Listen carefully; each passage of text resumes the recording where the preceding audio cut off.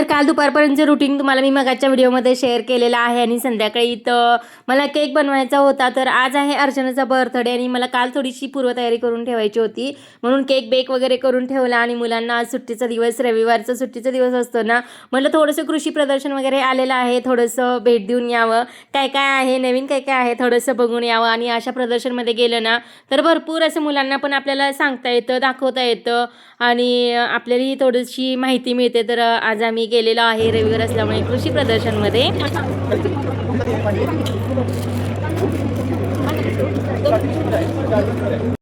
कशाची बी येते हां दोडका हां चला आता लावायचं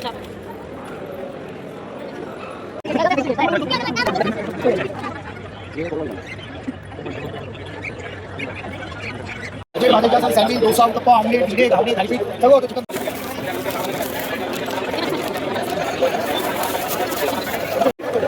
जास्त बुकिंग करून द्या. आता उंडा घ्यायचा, ठेवायचा, झाकण आहे सोबत पेस्ट करा, सोबत उठला सेकंदात लाटली जाते, एका मिनिटात भाजली जाते. मी काय केलं, पेस्ट केल्यानंतर थोडासा ब्राऊन द्यायचा, ब्राऊन झाला पहिली पट्टी 10 सेकंदात मारून घ्यायची. चपाती किती दिवस अजून हे संपलं मॅडम, उद्या शेवट आहे. आज बुकिंग केलं, हे पीठ मळायचं फक्त लिमिटेड आलेलं होते. पीठ मळायचं बी भेटून जाते तुम्हाला. एक बाजू पूर्ण बाजून घ्या, दुसऱ्या बाजून ठेवा. ज्या पद्धतीने तुम्हाला फुलका हवा आहे त्या पद्धतीचा फुलका आहे. एका मिनिटात एक चपाती लाटून बाजून फुगून शिजून तयार. बाजू चपातीच्या आता ते पद्धतीचा 5,500 रुपये किंमत आहे. आज बुकिंग केलं 4,500 कोटी होईल. कणिक मळण्याचं यंत्र सुद्धा तुम्हाला मोफत दिलं जातं.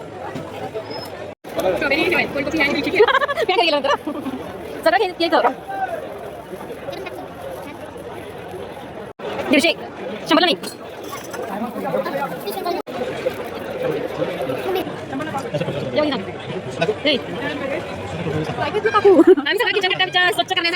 तर खूप छान होतं प्रदर्शन. आणि पहिला वाटलं काहीच नाही, पण इकडे जे आपलं किचनचं जे सामान असतं ना, तर त्या साईडला आले की जरा भारी वाटलं, शॉपिंग करायला मज्जा आली. आणि काय काय हे घे ते घे, धूप घेतले, नंतर लायटर वगैरे घेतलं आणि स्टँड वगैरे ना, वांगी वगैरे भाजायला तर ते सुद्धा घेतलेलं आहे. आणि पाणी काढायचं किचन कट्ट्यावरचा तो पण स्पंज खूप छान होता.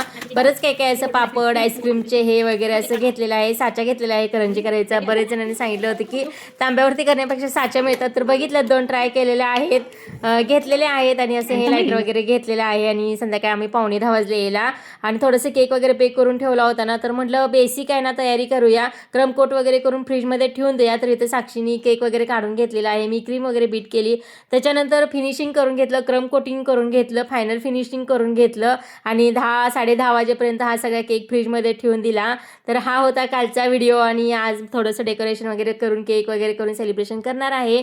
तर कसा वाटला हा व्हिडिओ नक्कीच सांगा. भेटू नेक्स्ट व्हिडिओमध्ये. Bye bye.